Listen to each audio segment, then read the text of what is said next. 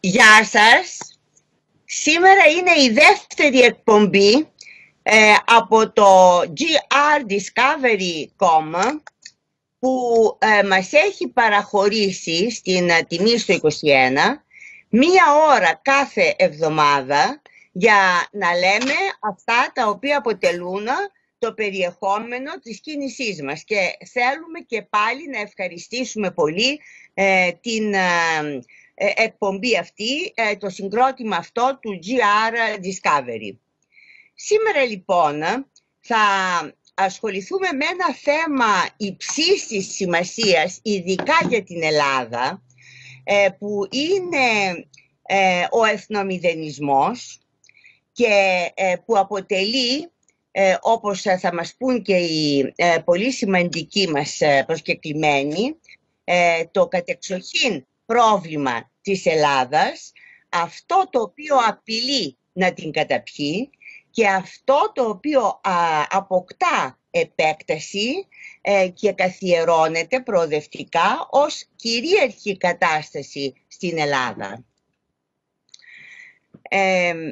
Αυτή η κατάσταση θα πρέπει να αντιμετωπιστεί και θέλω ακριβώς να αρχίσουμε την κυρίως συζήτηση αφού πω μερικά βιογραφικά για τους δύο καλεσμένους μας που είναι ο Όθων Ιακωβίδης και ο Νεκτάριος Δαπέργολας.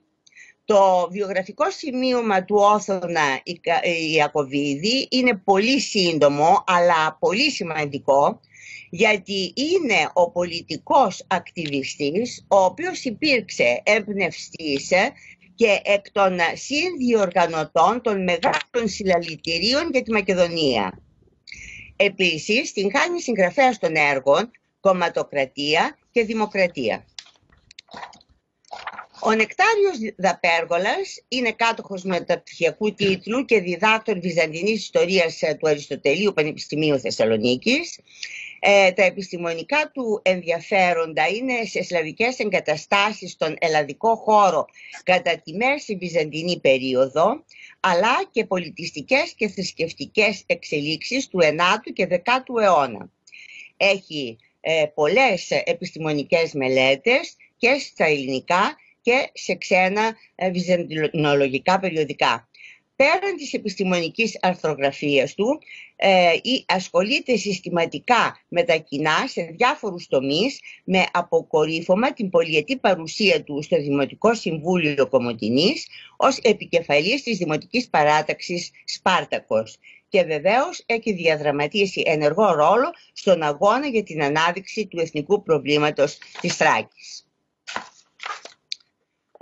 Αρχίζουμε λοιπόν τώρα τη συζήτηση για τον εθνομηδενισμό. Και δίνω καταρχήν το λόγο στον Νεκτάριο Δαπέργολα, παρακαλώντας τον να μας κάνει μια σύντομη ιστορική αναφορά στο περιεχόμενο και στη γένεση του εθνομηδενισμού. Καλησπέρα σας και ευχαριστώ πολύ για την πρόσκληση. Να πούμε λοιπόν για τον εθνομηδενισμό ότι είναι μια πολιτική στάση που αποσκοπεί στην αποδόμηση των εθνικών πολιτισμών. Να δούμε λίγο το ιστορικό του. Ιστορικά συνδέεται κυρίως με την διεθνιστική αριστερά, αλλά στην πραγματικότητα τα κέντρα που το χρησιμοποιούν είναι παλαιότερα.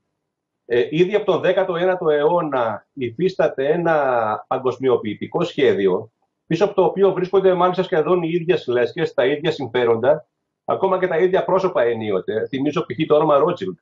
Ο στόχος είναι από τότε ο αποχρωματισμός των λαών. Δηλαδή να αμβληθούν οι διαφορές, οι εθνικές, οι θρησκευτικές, οι πολιτιστικές. Και έτσι να τεθούν οι προϋποθέσεις για μια παγκόσμια μάζα που δεν θα έχει ούτε ιδιαίτερα χαρακτηριστικά, ούτε βέβαια και ιστορική μνήμη. Άρα το σχέδιο του ενοποιημένου πλανήτη δεν είναι τωρινό, απλώς τώρα επικαιροποιείται. Και απλώς τώρα τα πράγματα βλέπουμε ότι τρέχουν με μεγάλη ταχύτητα. Δεν μπορούσε να επιβληθεί παλιότερα, λόγω έλλειψης και τεχνικών μέσων, ή γενικότερα των κατάλληλων μέσων ελέγχου, αλλά πλέον έχουν οριμάσει οι συνθήκες, αλλά και οι λαοί επίσης είναι σε διαφορετική κατάσταση ορίμανσης, έτσι. Πείτε μας λίγα συμπληρωματικά για την Ελλάδα και τον εθνομηδενισμό εκεί. Πώς άρχισε δηλαδή κάπως, πώς επεκτάθηκε, με συντομία βέβαια, γιατί δεν έχουμε πολύ χρόνο. Ναι, να πούμε ότι ο εθνομηδενισμός και πάλι στην Ελλάδα ξεκίνησε επίσης συνδεδεμένος με την εθνομηδενιστική, με την διεθνιστική αριστερά, αλλά η κυριαρχία του ήταν μετά κατά τη λεγόμενη μεταπολίτευση. Ακριβώς, αυτό είναι. Ναι. Ξεκίνησε δηλαδή ως περιθωριακή ιδεολογία, αλλά έγινε κυρίαρχη και τελικά έγινε επίσημη κρατική ιδεολογία. Να πούμε δύο λόγια για αυτό όμως. Έχει σημασία. Δεν το λένε, κύριε Δαπέργολα, δεν το λένε επίσημα. Αυτό είναι το αποτέλεσμα και αυτή είναι η διαπίστωση που κάνει κάθε σκεπτόμενος Έλληνας όταν βλέπει αυτά τα οποία συμβαίνουν. Αλλά δεν έχει γίνει επίσημα γνωστό ότι έχουμε εγκαταλείψει την ιστορία μας, τις ιδιαιτερότητές μας για να ασπαστούμε τον εθνομηδενισμό. Ναι. Όπως το θέλετε, έχετε δίκιο. Δεν είναι expressis verbis ανακηρυγμένο, αλλά βλέπουμε ότι διαπνέει όλη την πολιτική του κράτους. Έτσι. Ακριβώς. Ναι. Σε αντίθεση βέβαια, θα ήθελα να το πω αυτό με το μεγαλύτερο τουλάχιστον μέρος της Ιφιλίου, όπου το έθνος κράτος και οι ιδιαιτερότητες και η εθνική ανεξαρτησία είναι θέματα τα οποία τηρούνται και εξυπηρετούνται με πάρα πολύ μεγάλη ζέση. Ακριβώς. Το έθνος κράτος είναι ο εχθρός του εθνομηδενισμού. Ακριβώς, το ξέρω. Αλλά στο εξωτερικό όμως αυτά είναι ιερά σύμβολα. Δηλαδή δεν δίνονται με τέτοια ευκολία στον εθνομηδενισμό όπως συμβαίνει στην Ελλάδα. Λοιπόν, θα μου επιτρέψετε επομένως να πω το εξής, ότι στην Ελλάδα και η προηγούμενη κυρίαρχη ιδεολογία δεν ήταν πατριωτική. Άρα λοιπόν συναντήθηκε με την προηγούμενη ο εθνομηδενισμός και κυριάρχησε. Ποια ήταν η προηγούμενη? Ο κοραϊσμός. Να πούμε, αν μου επιτρέπετε δύο λόγια γι' αυτό, γιατί έχει πολύ μεγάλη σημασία. Να το πείτε σύντομα βέβαια, ναι. Ναι. Ο Κοραής είναι στην πραγματικότητα ο πρώτος μεγάλος εθνομηδενιστής. Όχι βέβαια με τη σημερινή έννοια, αλλά ουσιαστικά δέχεται ένα μεγάλο ιστορικό κενό μεταξύ αρχαίας και σημερινής Ελλάδας. Μιλάει για εκβαρβαρισμό του ελληνισμού, για εξαφάνιση του ουσιαστικά. Και αυτή η ιδεολογία του Κοραή γίνεται μετά την δολοφονία του Καποδίστρια, ουσιαστικά η επίσημη ιδεολογία των Βαβαρών. Οπότε έχουμε την τεχνητή διάσπαση και αποκοπή του λαού μας από την ίδια την ιστορία του, με αποτέλεσμα να έχουμε διάφορα φαινόμενα όπως και το κόμπος κατωτερότητας απέναντι στη Δύση, ο πυθικισμός, η ξενομανία, όλα θα ξεκινάνε τότε. Κύριε Δαπέργολα, όμως αυτή δεν ήταν η ιδεολογία την οποία διδαχθήκαμε στα σχολικά μας χρόνια, ούτε και μεταγενέστερα. Δηλαδή ήταν μια ένας μεγάλος θαυμασμός για τα σύμβολά μας, για την ιστορία μας, για την σύνδεσή μας με την αρχαιότητα και όλα αυτά. Δηλαδή πόσο είναι δυνατόν να είχε επικρατήσει σε τέτοιο βαθμό ο κοραϊσμός? Και πάλι όμως υπήρχε πολύ μεγάλη προκατάληψη για το Βυζάντιο, που για μένα είναι το κυρίαρχο σημείο. Γιατί το Βυζάντιο είναι η γέφυρα που ενώνει την αρχαία με την νεότερη Ελλάδα. Σαφέστατο, αυτό είναι βεβαίως σαφέστατο. Έτσι. Ναι. Ακόμα λοιπόν και η προηγούμενη ιδεολογία που κυριαρχούσε και στις λεγόμενες οικονομικές ελίτ ήταν εν πολλοίς αεθνική. Σας θυμίζω ότι με πάρα πολύ μεγάλη δυσκολία σύφθηκαν στις αρχές του 20ου αιώνα αυτές η αθηναϊκή νομενκλατούρα για να βοηθήσει τη Μακεδονία και τη Θράκη, έτσι. Ναι. Ναι, καλά, αλλά να μην πάρουμε όμως αυτό το οποίο κακώς αναφέρεται ελιτισμός, γιατί δεν είναι ελιτισμός, είναι κάτι το οποίο είναι πολύ κακό και εμφανίζεται ως ελιτισμός, αλλά νομίζω ότι ο μέσος Έλληνας ήξερε ότι κατάγεται από τους αρχαίους Έλληνες, ήξερε ότι τα σύμβολά του είναι αυτά και τα σέβεται και όλα αυτά τα πράγματα. Θα επανέλθουμε, κύριε Δαπέργολα, να περάσω τώρα να δώσω το λόγο στον Όθωνα τον Ιακωβίδη για να μας πει ποιος είναι ο ορισμός του εθνομηδενισμού και ποια η σχέση που έχει με την παγκόσμια διακυβέρνηση. Κύριε Αδελβένη, καλησπέρα και από μένα. Καλησπέρα.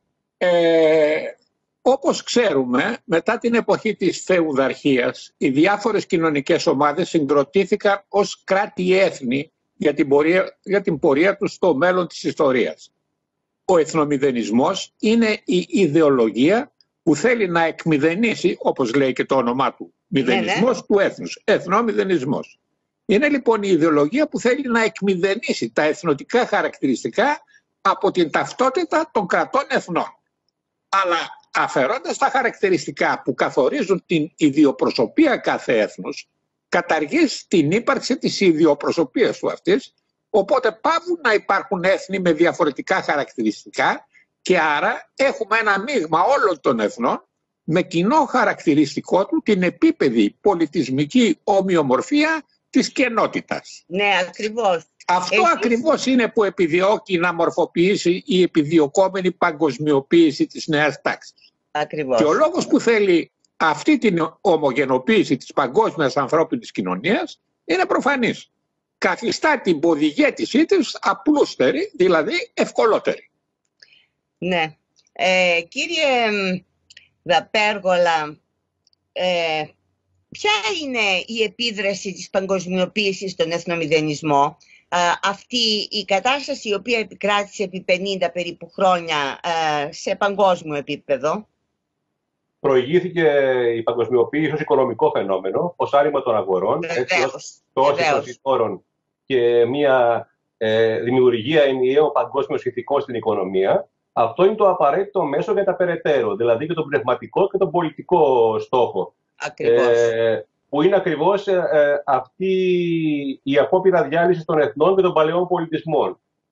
Και η ενοποίηση όλου του πλανήτη υπό το τριπλό δόγμα μία θρησκεία, ένας πολιτισμός, μια παγκόσμια πολιτική τάξη. Ζούμε στα χρόνια όπου επιχειρείται η μετάλλαξη του ανθρωπίνου προσώπου και η δημιουργία του μετανθρώπου της νέας εποχής. Μιας μαριονέτας που θα πιστεύει, θα διαβάζει, θα σκέφτεται, θα ντύνεται, θα τρώει, θα αγοράζει, όσο το υποβάλλουν και το επιβάλλουν κάποιοι άλλοι. Μια παγκόσμια μάζα δηλαδή σε βαθιά ύπνωση, αλλά και σε πλήρη μετάλλαξη τελικά. Έτσι.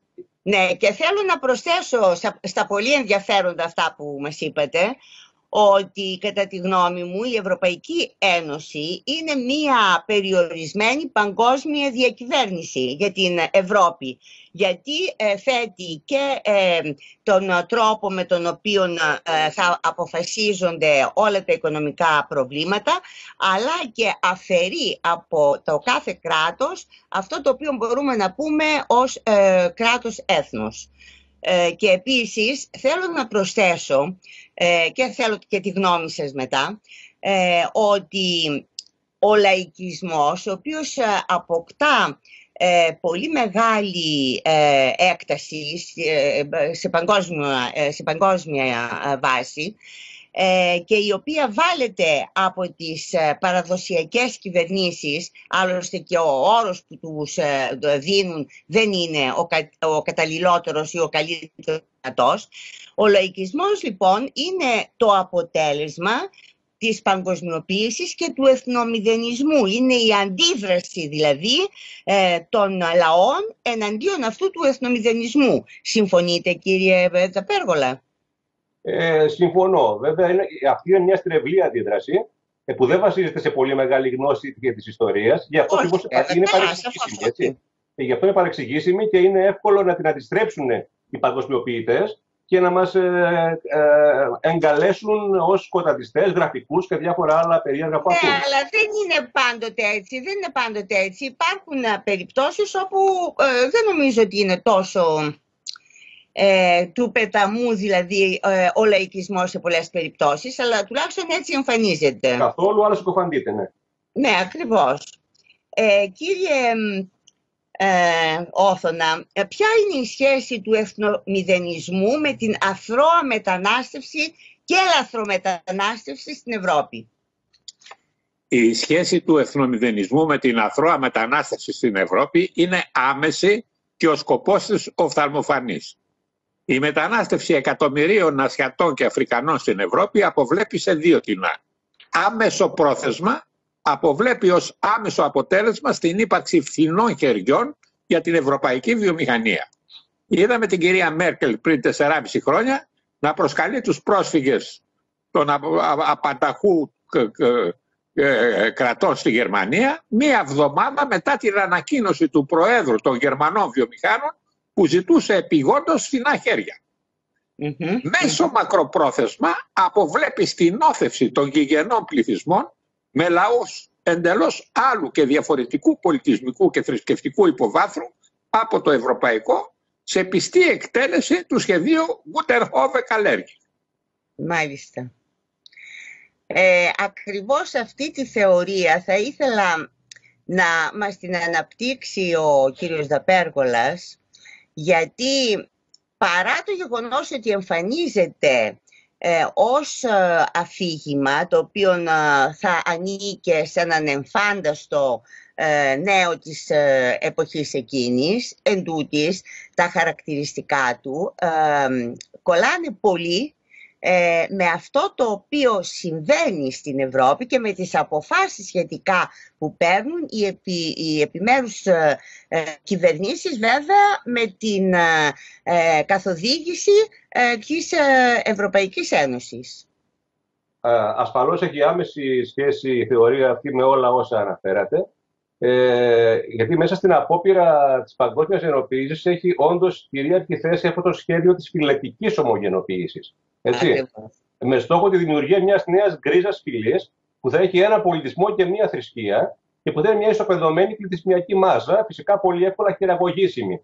Γι' αυτό και όλες αυτές οι μετακινήσεις ασιατικών και αφρικανικών πληθυσμών στην Ευρώπη, που φυσικά είναι απόλυτα κατευθυνόμενες, και επίσης η τάση δημογραφικής και εθνολογικής αλλίωσης της Ευρώπης ακριβώς θυμίζουν πολύ έντονα αυτή τη συγκεκριμένη θεωρία. Ακριβώς, και αυτή η θεωρία, τουλάχιστον όταν διατυπώθηκε από τον Καλέργη, ήταν για να εξασφαλίσει φθηνά εργατικά χέρια στην Αμερική. Σήμερα τι μπορεί να επιδιώκει αυτή η θεωρία, η οποία δεν νομίζω ότι επιδιώκει να εξασφαλίσει φθηνά εργατικά χέρια στην Αμερική? Εγώ πιστεύω ότι και τότε ήταν το πρόστιμα τα εργατικά χέρια. Πάλι μου πεις ότι ο στόχος ήταν η παγκόσμια ισοπαίδωση των πληθυσμών των λαών της γης. Αυτή είναι η άποψή μου. Ξέρουμε ότι πού μετήχε ο Καλέργη. Με ποια κέντρα είχε συγκροτισμό. Μάλιστα.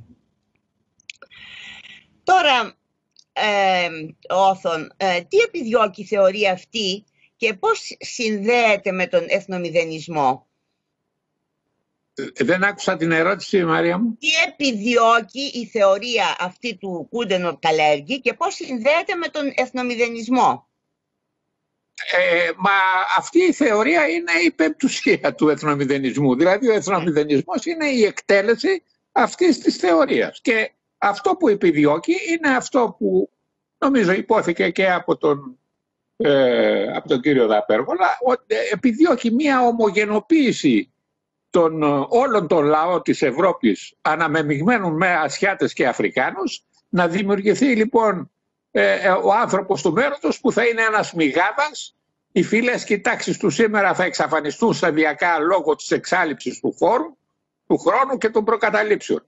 Η ευρασιατική νεγροειδής φυλή του μέλλοντος, παρόμοια στην εμφάνιση με τους αρχαίους Αιγυπτίους, θα αντικαταστήσει την πολυμορφία των λαών και τη διαφορετικότητα των ατόμων. Αυτό που το διάβασα είναι αυτό που λέει η θεωρία του Gutenhove-Kalergi. Ναι, αλλά εγώ διαρωτώ με τώρα πώς είναι δυνατόν αυτή η θεωρία με αυτά τα οποία ακριβώς αυτά λέει η θεωρία, αυτά που μας είπατε, πώς είναι δυνατόν αυτή η θεωρία με αυτά τα αποτελέσματα να γίνεται δεκτή από κράτη της Ευρωπαϊκής Ένωσης, όπως η Γαλλία, όπως η Γερμανία, όπως η Ιταλία, που έχουν πολύ έντονη αίσθηση του κράτους έθνους? Αυτό είναι ένα ερώτημα. Εάν με ρωτάς εμένα... Και στους δύο απευθύνεται το ερώτημα. Ναι, να σου πω εγώ λοιπόν, έτσι που είμαι πιο πρόχειρος αυτή τη στιγμή, ότι αυτό οφείλεται στο ότι οι πολιτικές ηγεσίες της Δύσης, ας το πούμε έτσι, εντός εισαγωγικών η Δύση, είναι όλες έχουν προσχωρήσει στην άποψη αυτή του σχεδίου Gutenhove-Kalergi και έχουν προσχωρήσει γιατί παγκοσμίως αυτή η παγκοσμιοποίηση, η οικονομική παγκοσμιοποίηση που επιδιώκεται από μια τρομερά μικρή ολιγαρχία είναι αυτή που με τον α ή β τρόπο έχει επιβληθεί στις κυβερνήσεις. Όλοι παρακολουθήσαμε ότι αυτή η τετραετία που πέρασε με τον Τραμπ σαν πρόεδρο της Αμερικής, ο οποίος δεν ήταν αυτής της ομάδας, ας το πούμε, γι' αυτό ότι τεράστια προβλήματα δημιούργησε στο εσωτερικό των ΗΠΑ.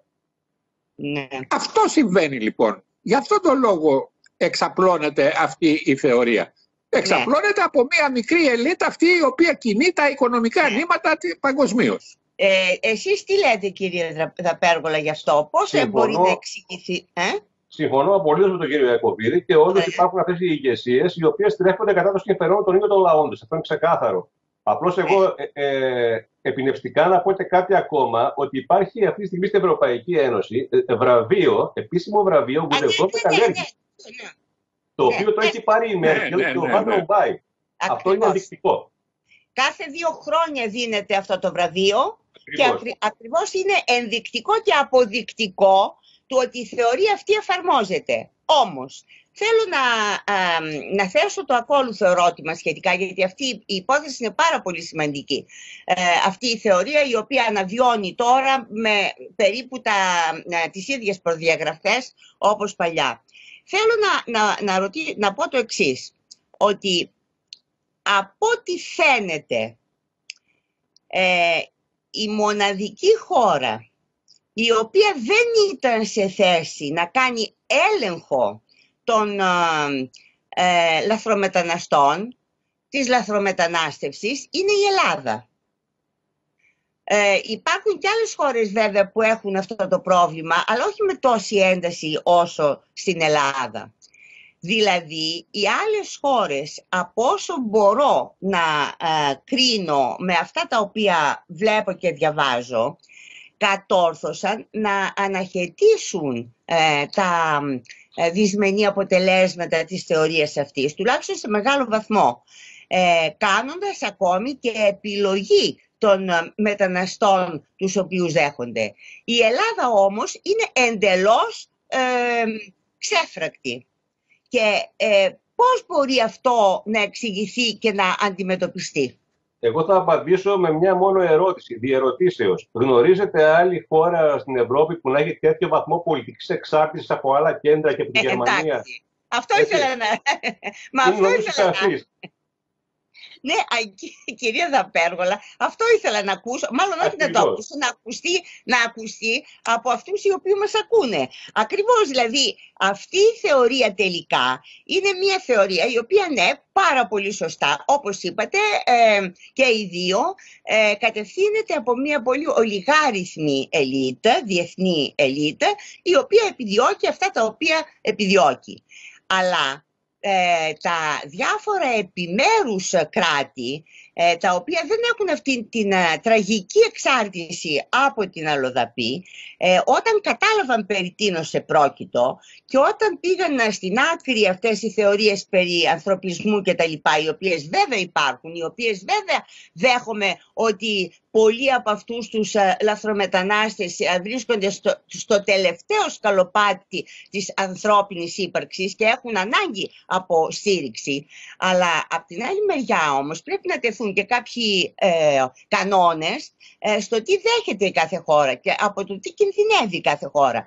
Πράγμα το οποίο η Ελλάδα δεν έκανε, δεν κάνει και δεν ξέρω αν θα μπορέσει στο μέλλον να το κάνει. Ναι. Νομίζω ότι δεν θα μπορέσει να το κάνει όσο είναι πράγματι προτεκτοράτο των δανειστών τους, των δανειστών της εντός εισαγωγικών. Λοιπόν, αυτό που είπε ο κύριος Δαπέργολα θα το πω λίγο με πιο οξία διατύπωση. Το γιατί η Ελλάδα συμπεριφέρεται έτσι. Γιατί η Ελλάδα μετά την υπογραφή των μνημονίων έχει πάψει να είναι αυτόβουλο κράτος. Κάνει ό,τι τις επιβάλλουν, ό,τι τις διατάξουν οι δανειστές της. Η Τρόικα. Μια στιγμή, να σας διακόψω μια στιγμή. Έχει πάυσει να είναι αυτόβουλο κράτος, γιατί έτσι το θέλησαν αυτοί οι οποίοι την κυβερνούν, όχι γιατί το θέλησε ο λαός της. Μα ασφαλώς. Μα αυτοί που κυβερνούν όμως υπογράφουν για λογαριασμό του λαού. Σαφώς. Αλλά το θέμα είναι πόσο ο λαός έχει συνειδητοποίησει αυτούς τους τεραστίους κινδύνους. Και ένας λόγος για τον οποίο έχουμε δεχθεί με πάρα πολύ ενθουσιασμό και θα έλεγα και ευγνωμοσύνη αυτό το ραδιόφωνο είναι ακριβώς για να πούμε ορισμένα πράγματα τα οποία δεν είναι και τόσο εμφανή, έστω και για σκεπτόμενους Έλληνες πολίτες. Ο λαός λοιπόν δεν το έχει αντιληφθεί πλήρως, διότι υπάρχει μια τεράστια ασπίδα προστασίας του καθεστώτος που λέγεται προπαγάνδα. Δηλαδή τα μέσα μαζί, τα ΜΜΕ, είναι η ασπίδα προστασίας του καθεστώτος. Αυτά είναι που δεν αφήνουν την αλήθεια να φαίνεται. Αυτός είναι ο λόγος. Πάντως, αν μου επιτρέπετε, και πέραν της προπαγάνδας, που είναι πολύ βασικός λόγος πράγματι, εγώ θα τονίσω ότι υπάρχει και μια απορία εκμαυλισμού και αποχάβρωσης του λαού μας εδώ και 30-40 χρόνια, που επομένως πάλι ξαναγυρνάμε στον εθνομηδενισμό. Το πώς δηλαδή χτυπήθηκαν οι βασικοί πυλώνες της ταυτότητάς του, έχασε τις αξίες, τα ιδανικά του, έτσι, με αποτέλεσμα σήμερα είναι ζαλισμένος, μπερδεμένος και άρα εύκολα υποκείμενος και ευάλωτος στην προπαγάνδα και σε όλες τις άλλες επιθέσεις από την νέα τάξη. Δηλαδή, κύριε Δαπέργολα, δεν είναι ένα ερώτημα το οποίο μου γεννιέται τώρα, με αυτά τα οποία μου λέτε και εσείς και ο Όθων, θέλω να ξεκαθαρίσουμε, δηλαδή η πλειονότητα των Ελλήνων έχουν πάψει να είναι πατριώτες. Νομίζω ότι υποβόσκει ενδεχομένως ο πατριωτισμός, αλλά είναι σε πολύ αμβλημένη κατάσταση στο μεγαλύτερο μέρος του λαού μας. Ελπίζω ότι υπάρχουν ακόμα αντισώματα, σίγουρα υπάρχουν, αλλά έχω υποστεί τέτοια μετάλλαξη, επαναλαμβάνω, σε όλη τη διάρκεια της μεταπολίτευσης, που είναι πάρα πολύ δύσκολο και χρειαζόμαστε, νομίζω, κάποιο πολύ μεγάλο σοκ, δυστυχώς, για να αφυπνιστούμε. Δεν μου λέτε τα μεγαλειώδη συλλαλητήρια και ο πολύ έντονος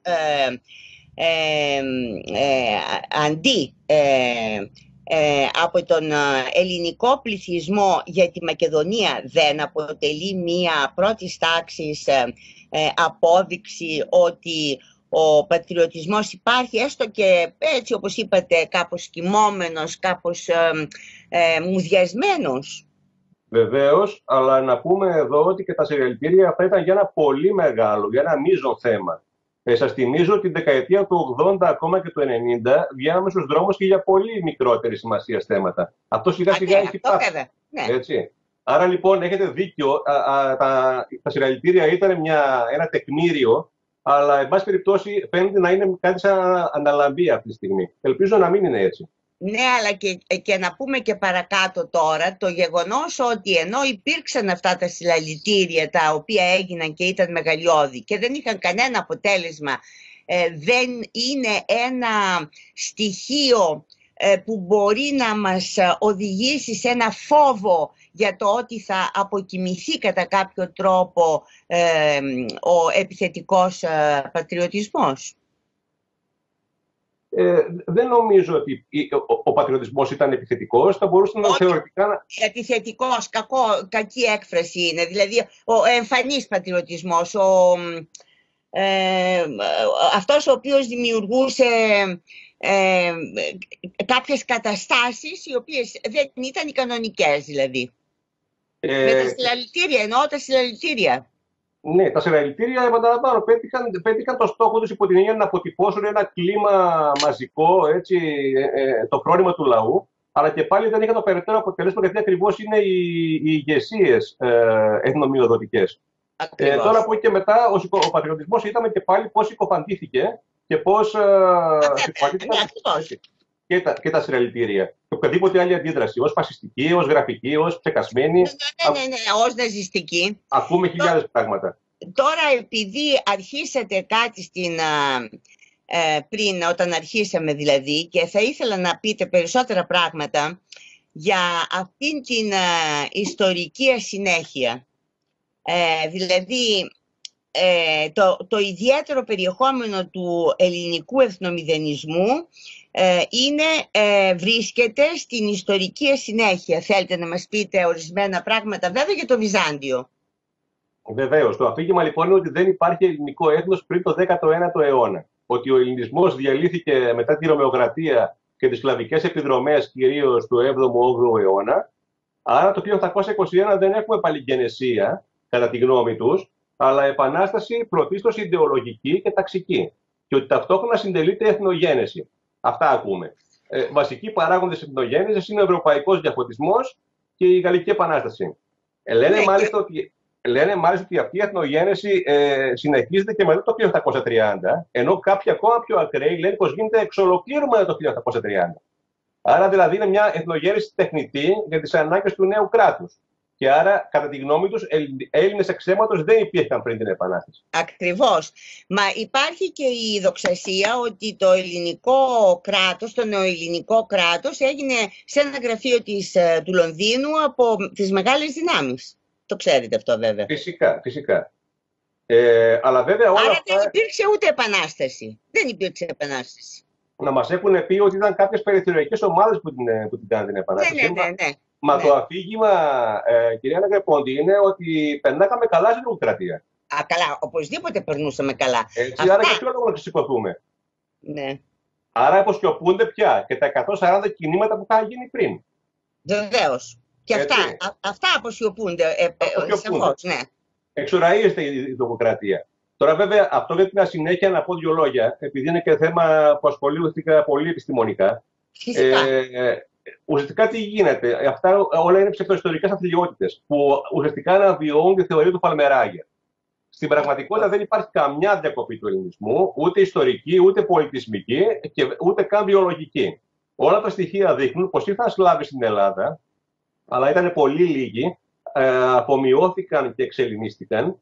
Δεν υπάρχει καμιά ιστορική μαρτυρία, ούτε κανένα απολύτως αρχαιολογικό τεκμήριο που να στηρίζει το αφήγημα του εξσλαβισμού. Όλα μάλλον δείχνουν ακριβώς το αντίθετο.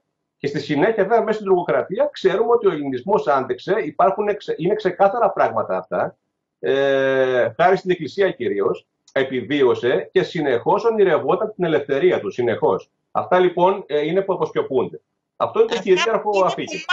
Αυτά είναι που μάθαμε και που ακόμη κάπως διδάσκονται στα ελληνικά σχολεία, κύριε Δαπέργολα. Ακόμα κάπως, αλλά... Ναι, πολύ... Ατρομερός. Ναι. Ναι. Θα ήθελα να μας λέγατε περισσότερα για τον ελληνικό εθνομηδενισμό, δηλαδή μετά από τη μεταπολίτευση, όπως πολύ σωστά το είπατε, άρχισε αυτό το κύμα. Πώς δικαιολογείται αυτό το πράγμα σε αυτή την περίοδο ακριβώς? Είναι τα άτομα που αποτελούσαν τις ελληνικές κυβερνήσεις που είχαν αυτές τις προτιμήσεις ή ήταν εξωτερικοί παράγοντες που όθησαν προς αυτό? Υπήρχαν καταρχάς οι πολιτικές συνθήκες στη χώρα που υπήρχε τότε μια ιστερία προοδευτισμού, έτσι. Γιατί ουσιαστικά λόγω προηγηθής ασκούντας έχει ποινικοποιηθεί κάθε έννοια σχετικά με Χριστό και πατρίδα. Εφ' εξής και το κράτος και η άρχουσα τάξη, αλλά και η ελληνική διανόηση, είναι πολύ σημαντικό αυτό, μεταλλάσσονται σταδιακά πλήρως προς τον εθνομηδενισμό. Και εδώ επιμένω και πάλι ότι η προηγούμενη καθεστώς, η ιδεολογία παίζει ρόλο. Εν πάση περιπτώσει, βλέπουμε ότι το ελληνικό κράτος επίσημα, όχι επίσημα, αλλά στην ουσία απολύτως μετατρέπεται σε ανθελληνικό και η διανόηση πλέον είναι μια κάστα γραϊκύλων που σήμερα τι κάνει? Μισεί κάθε τι το αυθεντικά ελληνικό και αναμερικάζει πλέον όλη την νεοταξική ατζέντα. Είναι κάποια αντίδραση, κάποιο είδος αντίδρασης προς τη δικτατορία και στο ότι η Ελλάδα Ελλήνων χριστιανών? Ναι, και αυτό καλλιεργείται βέβαια επιμελώς και από κάποια κέντρα, όπως είπατε στην ερώτησή σας, που εκμεταλλεύτηκε αυτό το κλίμα. Αυτό είναι σαφές. Και έτσι επέρχεται σιγά σιγά η αποδόμηση των βασικών δομικών στοιχείων της ταυτότητάς μας, που τρέχει τότε μέσα στη μεταπολίτευση. Μέσα από τα σχολεία, μέσα από την εκπαίδευση και κυρίως μέσα από τα μέσα μαζικής ενημέρωσης. Ναι. Τώρα, αυτή είναι μια περιθωριακή δοξασία. Τουλάχιστον έτσι γίνεται αντιληπτή. Πώς κατέληξε να είναι κυρίαρχη? Το είπαμε κάποια πράγματα προηγουμένως, αλλά τώρα να πούμε περισσότερα γι' αυτό, γιατί είναι κάτι το οποίο είναι και δύσκολα αντιληπτό και είναι... αυτός ο εθνομηδενισμός είναι κρυμμένος, αλλά είναι πανταχού παρόν και επεκτείνεται συνεχώς. Πώς γίνεται αυτό? Δηλαδή, ας πούμε τώρα ότι θα αλλάξει η κυβέρνηση. Αυτό θα υποχωρήσει κατά τη γνώμη σας, ή είναι τόσο βαθιά φυτρωμένο ώστε να παραμείνει έτσι? Και μετά να σκεφτεί και ο Όθων, αν θέλει να απαντήσει εδώ. Είναι διαβρωμένο όλο το πολιτικό φάσμα πλέον. Δεν είναι θέμα της αριστεράς. Είναι όλου του πολιτικού φάσματος πλέον ιδεολογία, ο εθνομηδενισμός. Γι' αυτό λοιπόν, ανεξαρτήτως εκλογών και ανεξαρτήτως των κυβερνήσεων που εναλλάσσονται, κυριαρχεί. Εγώ θα πω και κάτι σημαντικό, το οποίο είναι βέβαια μόνιμο, ότι έχει διαβρώσει εντελώς και έχει κάνει κατάληψη στα πανεπιστήμια ο εθνομηδενισμός. Αυτό είναι σίγουρο. Αυτό το βλέπουμε, αλλά έγινε πάρα πολύ γρήγορα αυτό, κύριε Δαπέργολα. Εγώ το έζησα, να πω λίγο την προσωπική μου εμπειρία, γιατί ήμουν φοιτητής τη δεκαετία του 80, το έζησα εκ των ένδων στο ιστορικό τμήμα, όπου ακόμα δεν ήταν ορατός, αλλά σιγά σιγά υπήρχαν ήδη. Δηλαδή, ο Λιάκος ήταν ήδη εκεί.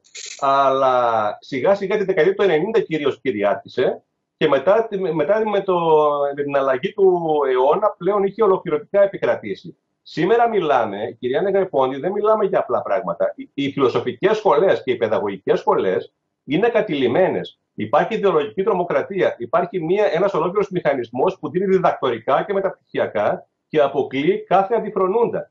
Έτσι. Και βγαίνουν συνεχώς διατριβές, οι οποίες είναι για πέταμα, γιατί είναι ουσιαστικά βασίζονται σε ένα βιασμό των πηγών. Σε κάτι ανύπαρκτο βασίζονται. Ναι, είναι μια επιστημονική απάτη όλο αυτό. Ναι, αυτό λέω. Αλλά αυτά που λέτε τώρα και θέλω να ακουστούν, πρέπει να ακουστούν, είναι τρομακτικά πράγματα, κύριε Δαπέργολα. Δηλαδή, αυτό και εγώ στο ΠΑΜΑΚ, όταν έφυγα, δεν υπήρχε ούτε ίχνος τέτοιο. Δηλαδή θεωρεί το προδότης όποιος τολμούσε να αναφέρει τέτοιου είδους αφηγήματα. Και σήμερα βλέπω ότι υπάρχουν ολόκληρα τμήματα, διότι ο ένας φέρνει τον άλλον βέβαια. Αν φέρεις τον έναν μέσα και μπει μέσα, τελείωσε το θέμα. Μετά θα φέρει όλους τους ομοειδεάτες του αυτό και δεν βλέπω πώς μπορεί αυτό να αντιμετωπιστεί. Να περάσουμε στους δύο πυλώνες που βάλουν εναντίον του οι αποδομητές, κύριε Δαπέργολα. Ναι, οι βασικοί δύο πυλώνες λοιπόν είναι η γλώσσα μας και η ιστορία μας. Υπάρχει και ο τρίτος που είναι η ορθόδοξη πίστη, που επίσης βάλετε. Έτσι, αυτοί οι τρεις είναι οι κύριοι πυλώνες της ταυτότητάς μας. Ως προς τη γλώσσα, εγώ θα θυμίσω την συνεχή της αποδόμηση και ως σχολικού μαθήματος ήδη από την δεκαετία του 80, με αυτά τα άθλια σχολικά προγράμματα και τα βιβλία. Θα θυμίσω την άνευ λόγου και αιτίας κατάργηση του πολυτονικού και γενικά όλο τον ευτελισμό της γλώσσας που το βλέπουμε και στα μέσα μαζικής ενημέρωσης και στην καθημερινότητά μας. Τώρα, ως προς την ιστορία, ήδη το είπαμε, υπάρχει η αιχμή του δώρατος, είναι αυτή η ομάδα των εθνομηδενιστών ψευδοεπιστημόνων που κυριαρχεί παντού, γράφει σχολικά βιβλία. Άρα λοιπόν ξεκινάει από τα πανεπιστήμια, αλλά ουσιαστικά πλέον έχει κυριαρχήσει και στην εκπαίδευση την κατώτερη. Και στα γυμνάσια και στα δημοτικά σχολεία. Γιατί πλέον, επαναλαμβάνω, ο εθνομηδενισμός υπάρχει πλέον παντού. Το βιβλίο της Ρεπούση δεν ήταν εξαίρεση, ήταν απλώς η κορυφή του παγόβουνου, ήδη από τότε.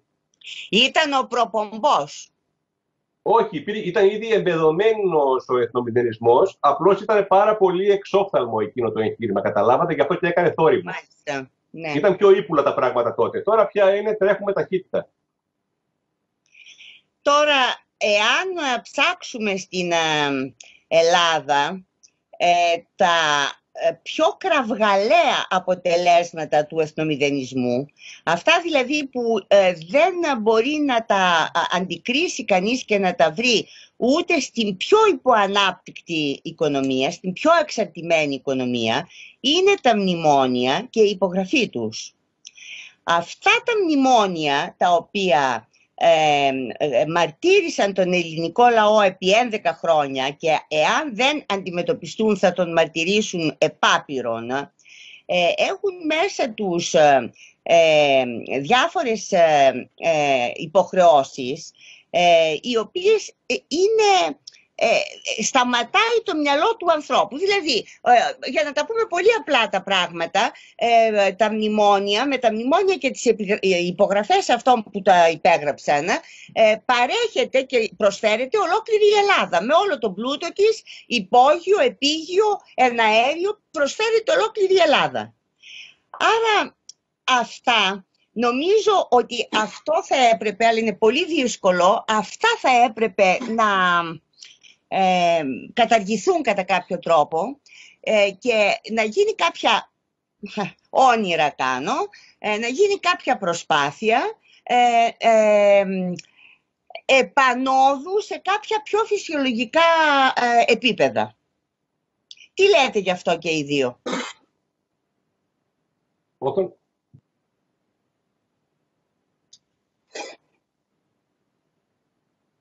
Ναι. Δεν ακούει Όθων? Όθων? Δεν άκουσα, έκανε μία διακοπή, Μαρία. Καλά. Όχι, λέω ότι είπα ότι τα μνημόνια είναι η μεγαλύτερη, η πιο κραυγαλαία απόδειξη του ελληνικού εθνομηδενισμού. Ναι.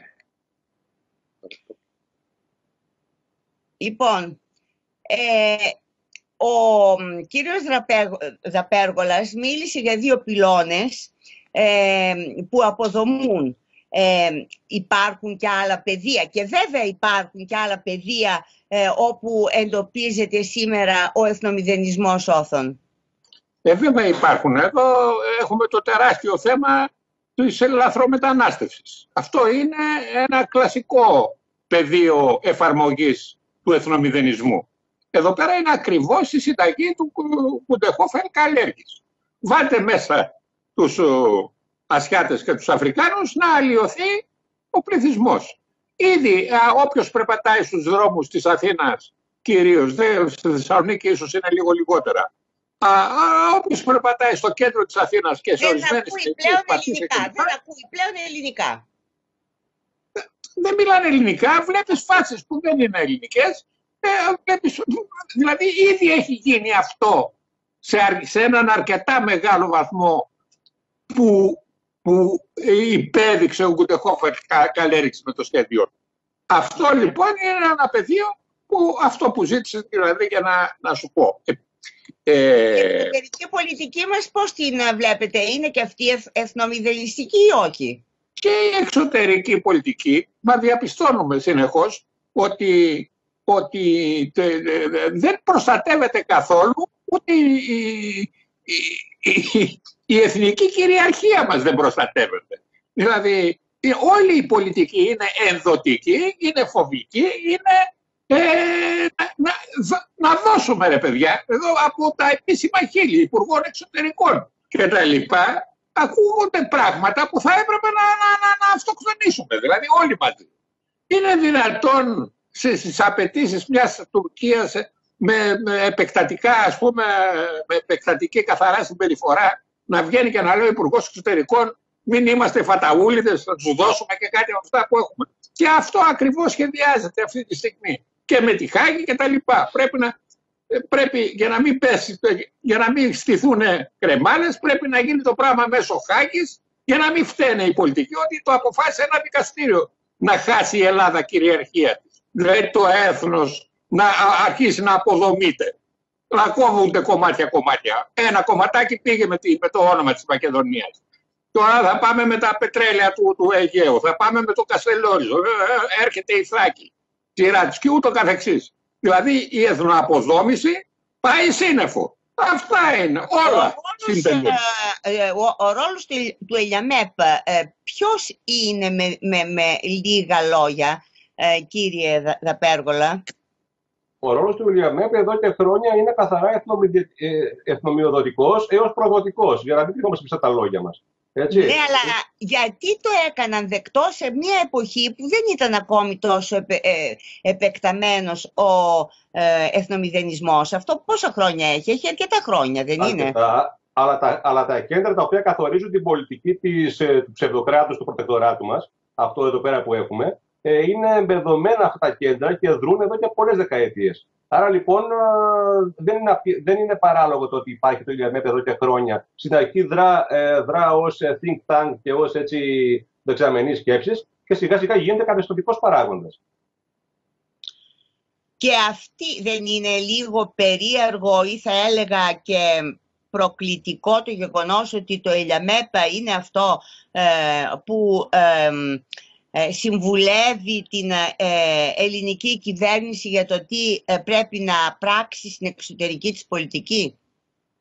Δεν είναι καθόλου παράξενο, γιατί σας θυμίζω και κάτι άλλο, που επίσης παράξενο δεν θα φαίνεται στους πολλούς, ότι αυτή τη στιγμή για τη Θράκη, όπου ζω, υπάρχει διακομματική επιτροπή της Θράκης, που έχει συσταθεί πρόσφατα, και η οποία έχει αναγκάσει σε ισότιμους συνομιλητές της όλες τις τουρκοαλυτρωτικές ομάδες και οργανώσεις της περιοχής.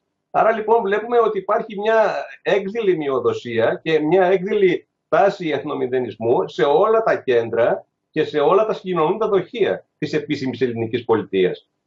Μου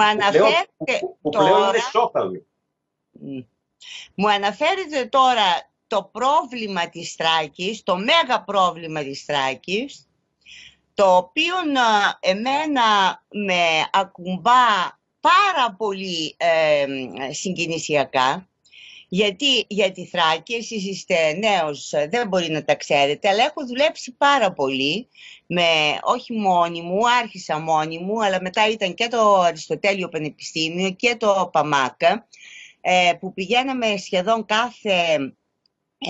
εκεί πέρα κάθε εβδομάδα με δρόμους οι οποίοι δεν ήταν αυτοί που είναι τώρα, για να επί δικτατορίας αυτά, για να μπορέσουμε να πείσουμε ότι πρέπει να γίνει ένα πανεπιστήμιο εκεί, το οποίο να είναι κατά κάποιο τρόπο φύλακας των εθνικών μας υποθέσεων. Και είναι τώρα, μου φαίνεται τραγική η εξέλιξη αυτή, η οποία και πάλι κινδυνεύει τα μέγιστα, αυτός ο χώρος, ο οποίος είναι ιερός, είναι πολύ ελληνικός, περισσότερο ελληνικός. Δηλαδή αυτό έλεγα στους Αθηναίους όταν έλεγα τα προβλήματα της Θράκης και απαντούσαν «Α, ναι, η Θράκη είναι πολύ μακριά». Λοιπόν, δεν ξέρω, καταραίουμε και πρέπει να δούμε τι θα γίνει με όλη αυτή την κατάσταση και κάνουμε ό,τι μπορούμε βέβαια, αλλά δεν είμαστε αρκετοί. Τώρα να περάσουμε, Όθων, εσύ να μας πεις τώρα, τον εθνομηδενισμό στην Επιτροπή Ελλάδα 21. Όπως γίνεται κατανοητό από όσα έχουμε πει ως τώρα, δεν θα ήταν δυνατό ο εθνομηδενισμός να μην εμφυλοχωρήσει για να φρενάρει και να αποδομήσει ένα γεγονός με μεγάλο εθνικό βάρος, όπως είναι η Εθνεγερσία του 1821, μέσα στην οποία βρίσκεται συμπυκνωμένη όλη η εθνική ανάταση που οδήγησε τους Έλληνες σε πράξεις αυτοθυσίας για την απελευθέρωση του έθνους, αυτής της μισητής για τους εθνομηδενιστές ιδέα. Ο διακεκριμένος και καθ' ομολογία του εθνομηδενιστής πρωθυπουργός βρήκε το κατάλληλο άτομο στο πρόσωπο της κυρίας Γιάννας Αγγελοπούλου, που συνέστησε την κατάλληλη επιτροπή, συγκεντρώνοντας το απάθισμα των απανταχού της γης αποδομητών της ελληνικής ιστορίας, προκειμένου να υπονομεύσουν την επέτειο των 200 χρόνων από την έναρξη της Εθνικερσίας. Όμως ο κόπος τους πάει χαμένος από ό,τι βλέπω. Όπου εμφανίζονται, όπου παρουσιάζονται, τους γυρνούν την πλάτη. Ο κόσμος, ο λαός, όχι οι αρχές, ο λαός. Ναι, αλλά και εδώ θέλω να μας πει τη γνώμη του και ο κύριος Δαπέργολας. Αυτή η μορφή εθνομηδενισμού του εορτασμού Ελλάδα 21 θα έχει τρομακτικές συνέπειες εάν δεν ανατραπεί. Ποιες θα είναι αυτές οι συνέπειες, κύριε Δαπέργολα? Ουσιαστικά να επικρατήσει πλέον κανονικά ο εθνομηδενισμός ως καθεστωτική ιδεολογία και ορατά. Έτσι. Πρέπει λοιπόν οπωσδήποτε να ανατραπεί αυτό που πάνε να κάνουν, αυτό το εγχείρημα που πάνε να κάνουν. Αυτό προσπαθεί η τιμή στο 21, κύριε. Το γνωρίζω και γι' αυτό το στηρίζουμε όλοι. Και φυσικά κάθε άλλη προσπάθεια, όλες οι προσπάθειες που στρέφονται εναντίον αυτού του άθλιου αποδομητικού εγχειρήματος της Γιάννας Αγγελοπούλου είναι αξιέπαινη και πρέπει να στηριχθεί από όλους τους Έλληνες. Ναι, αλλά δεν βρίσκεται περίεργο, όχι γιατί θέλουμε να μας πουν μπράβο κάποιοι και τα λοιπά, αλλά δεν βρίσκεται περίεργο το ότι η Επιτροπή Ελλάδα 21, ενώ έχουν γίνει πάρα πολλές παρουσιάσεις, πάρα πολλές κριτικές, έχουμε βγει σε διάφορα κανάλια, ραδιόφωνα κτλ. Δεν έχει καθόλου αντιδράσει για αυτό το πράγμα.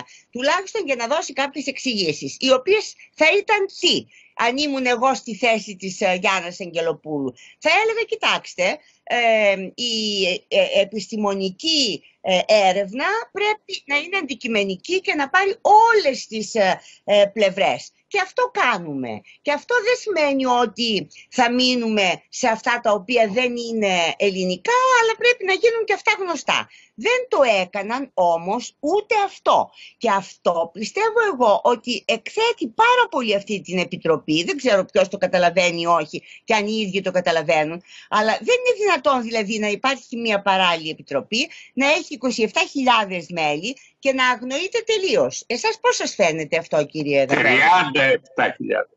37.000, ναι. Το θεωρώ φυσιολογικό για αυτούς τους ανθρώπους, γιατί ξέρετε, επιστημονικά δεν μπορούν να σταθούν. Άρα δεν μπορούν ποτέ να ανακηρύξουν εμάς τους υπόλοιπους ως ισότιμους συνομιλητές, γιατί θα χάσουν. Επιστημονικά είναι πολύ εύκολο να αντιχουστούν τα ψέματά τους από οποιοδήποτε έχει γνώση της ιστορίας. Το θέμα λοιπόν είναι ότι δεν μπορούμε να τους βρούμε. Όπως λέω, δεν στέκονται ποτέ να πολεμήσουν. Κυριαρχούν, μιλούν από καθέδρας, ελέγχουν τα μέσα ενημέρωσης, οπότε βγάζουν το αφήγημά τους, το διακινούν, το πλασάρουν ως κυρίαρχο και κατά τα άλλα συμπεριφέρονται απέναντι στους όσους προσπαθούν να ψάξουν και να αναδείξουν την πραγματική ιστορική αλήθεια ως ηθαγενείς, εξουθενώνοντάς τους και συκοφαντώντας τους. Αυτή είναι η μόνη πρακτική των εθνομηδενιστών, η οποία φυσικά είναι αντιεπιστημονική. Αλλά αυτό, ξέρετε, τελικά, το επαναλαμβάνουμε, δεν είναι επιστημονική στάση ο εθνομηδενισμός, είναι πολιτική στάση. Μάλιστα. Λοιπόν, θέλουμε να κλείσουμε τώρα. Ευχαριστώ πολύ για τη συζήτηση και τους δύο, και τον Όθωνα Ιακωβίδη και τον κύριο Δαπέργολα. Κλείνοντας τη σημερινή εκπομπή, θέλω να τονίσω για ακόμη μία φορά πόσο σημαντική αποδεικνύεται η σύσταση της τιμής του 21 για να βάλει κάποιο φρένο στον επικίνδυνο αυτό εθνομηδενισμό που απειλεί να καταπιεί τελικά την Ελλάδα. Και καλό όσο περισσότερους Έλληνες και πατριώτες να πλαισιώσουν την τιμή στο 21.